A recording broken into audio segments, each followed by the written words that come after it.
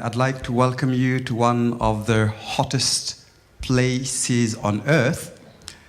And then the other day, shortly before I came, I called my brother and said, what's the temperature like there? And then he said, if you want to make a coffee here, all you need is just coffee and water, because the water is already hot.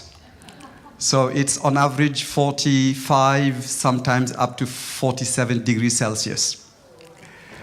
And it was not really like this not long ago, about even 30, 35 years ago. It was also a green place with lots of wild animals. I have a grandmother who was 109 when she passed away. And then she told us lots of stories of her childhood, and her being surrounded by lions, being surrounded by elephants, and today it's a complete desert. And also the government of the Sahel region have been just involved in lots of sterile, projects, and then lots of money was invested in this region, but obviously with no results. And so just to give you maybe an idea where the Sahel region is, it's just this region below the Sahara Desert.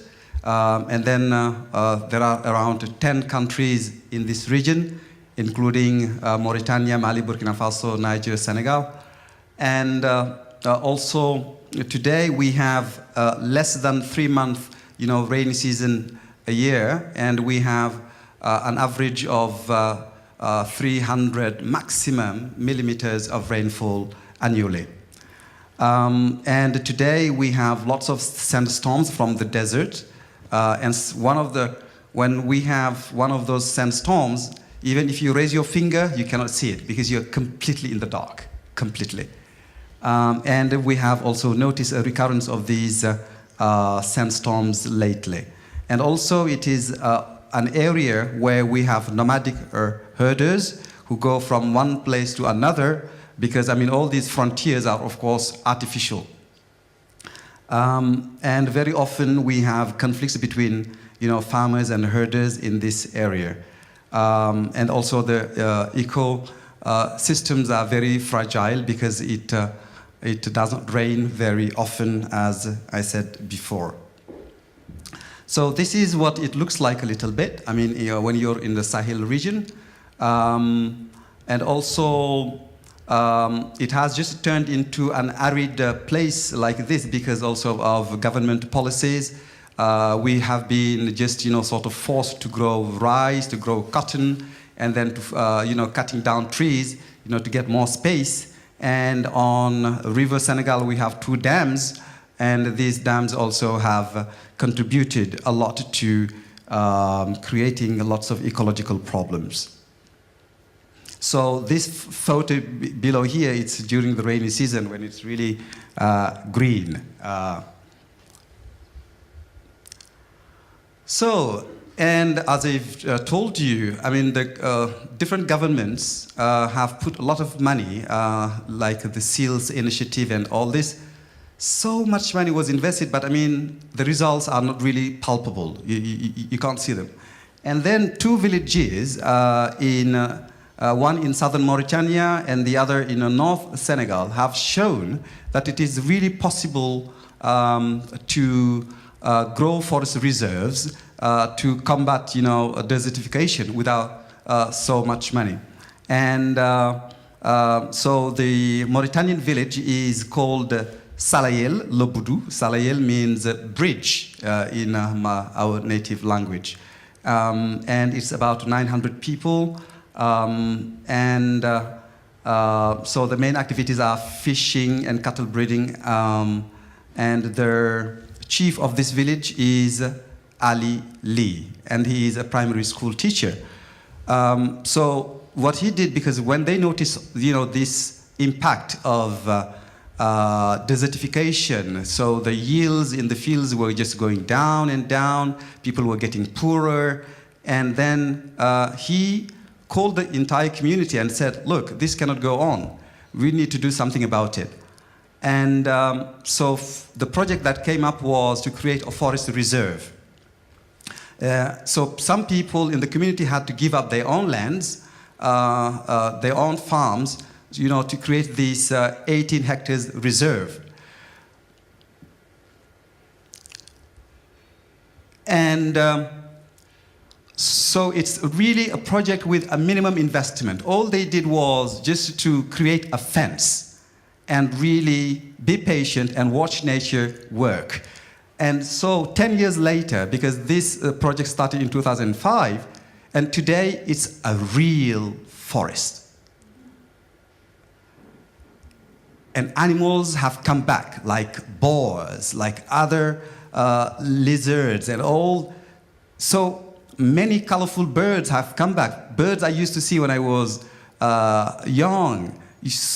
In this area, life is really coming back again. And what's really wonderful was, before we went to visit the area, Ali told us, look, these animals exist now, this and this. And then everything he told us beforehand, when we were in the fields, we saw this. And now they've got lots of bees. They're even starting, you know, to do beekeeping and earn more money. And also this reserve is, has developed ecotourism, and they earn money. They also invest in the social sector, education mainly. And then the goats now have all year round, they have food they can eat. So there's this business now is prospering over there. And here you will see the boars in all the areas around. You don't see boars. And then in this forest of 18 hectares, I mean, they're back. And then the good thing also is this forest reserves is just like a big AC, a filter. Okay, when they have sandstorms, they have less sandstorms. When it's hot, it's just the village is much cooler today. And another village, and I'm not going to emphasize this, another village in the north of Senegal is called Diarra. It's about the same number of inhabitants, 1,000, and they also manage, to, over the past 35 years, to reforest 50 hectares. And today, their quality of life is much higher than many of the other villages around, because they now have income-generating, activities, and then the women, all the sectors of the community, can go and get things from the forest, sell. It can be fruit, it can be, what do you call this again? Gum arabica? Yeah, and then all other resources can be found in this area. And then, also I said the Diarra women are probably the most dynamic women, in this area. They've got a number of businesses, small businesses, and then it's just, keeps growing very, very fast. And then the conclusion is, so if these two communities can really show that you can grow a reserve in the desert in less than 10 years and make a full income. So we need really to promote this idea across the Sahel region. So what I did was I wrote an article on Sahel in Mauritania, and then I sent it to 200 journalists in Senegal, and then I sent it to 200 mayors also in Senegal. Hopefully this will inspire other communities, and then we'll start building on this. So I hear time is almost finished, and then I promised not to rebel. This is in Diarra, where the farmers come together and then exchange seeds. And then the big project is, to create this dynamics of reforestation on both sides of River Senegal. And then we already have made contacts with high officials in Mauritania and high officials in Senegal.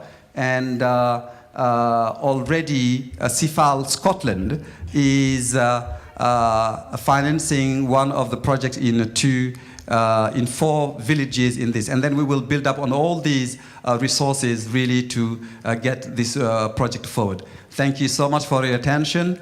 I'd like to give back the mic to Madeleine. Thank you. Thank you so much, Ousmane.